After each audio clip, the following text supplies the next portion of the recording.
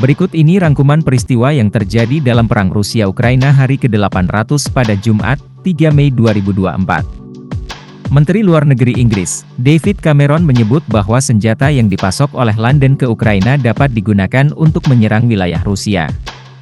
Ukraina mempunyai hak untuk menyerang di dalam wilayah Rusia karena Moskow melakukan serangan di dalam wilayah Ukraina, ucap Cameron. Anda dapat memahami mengapa Ukraina merasa perlu untuk mempertahankan diri, lanjutnya. Cameron baru-baru ini menjanjikan 3 miliar pound per tahun, selama diperlukan, untuk membantu Kiev. Menteri Luar Negeri mengumumkan bahwa sumbangan peralatan militer Inggris akan mencakup bom berpemandu presisi, rudal pertahanan udara, dan peralatan untuk 100 tim pertahanan udara bergerak untuk menembak jatuh drone dan rudal Rusia.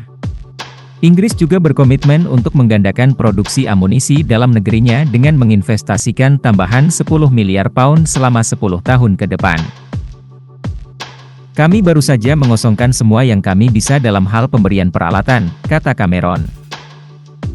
Patrick Wintour, wartawan Britania Raya menulis bahwa ini adalah janji belanja militer terbesar Inggris sejak invasi besar-besaran Rusia ke Ukraina tahun 2022 kemarin. Padahal, pada bulan Januari 2023 kemarin, Perdana Menteri Inggris, Rishi Sunak sudah menjanjikan bantuan militer sebesar 2,5 miliar pound ke Ukraina untuk tahun 2024 hingga 2025. Perang Rusia-Ukraina hari ke-800. Presiden Perancis, Emmanuel Macron mengatakan pertanyaan mengenai kapan pasukan Barat diterjunkan ke Ukraina dapat dijawab jika Rusia menerobos garis depan Ukraina dan Kiev mengajukan permintaan seperti itu. Dalam sebuah wawancara bersama The Economist, Macron tampak mempertahankan pendiriannya mengenai ambiguitas strategis.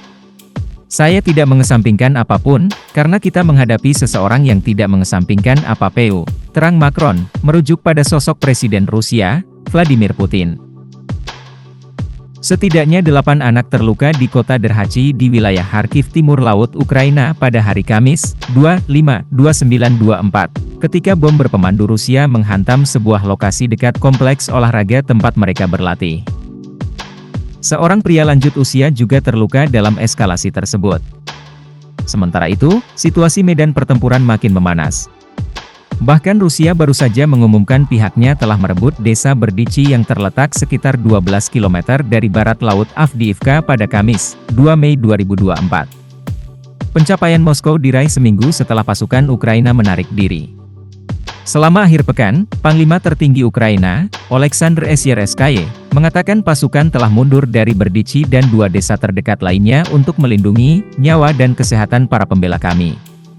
Perusahaan energi Rusia Gazprom mengatakan pada hari Kamis, 2 Mei 2024, bahwa pihaknya mengalami rekor kerugian tahunan pada tahun 2023 karena pasar Eropa praktis tertutup untuk ekspor gasnya akibat sanksi perang.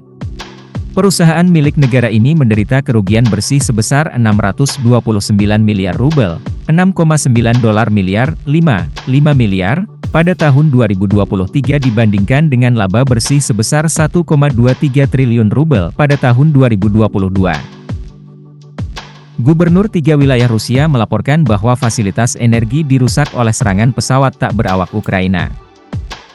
Gubernur wilayah Oryol Andrei Klitschkov mengatakan infrastruktur energi terkena dampak di 2 komunitas. Gubernur Smolensk dan Kursk melaporkan 1 fasilitas rusak di setiap wilayah. Kremlin telah menolak tuduhan AS bahwa pasukan Rusia menggunakan senjata kimia kloropikrin terhadap Ukraina. Moskow juga mengkritik sanksi baru AS, termasuk terhadap entitas di Tiongkok dan negara-negara lain yang telah dikaitkan oleh penyelidik Barat dengan upaya perang Rusia. Beberapa bank Tiongkok telah berhenti melayani klien Rusia setelah diperingatkan bahwa mereka dapat terkena sanksi Barat, media Rusia dan Barat melaporkan dalam beberapa bulan terakhir.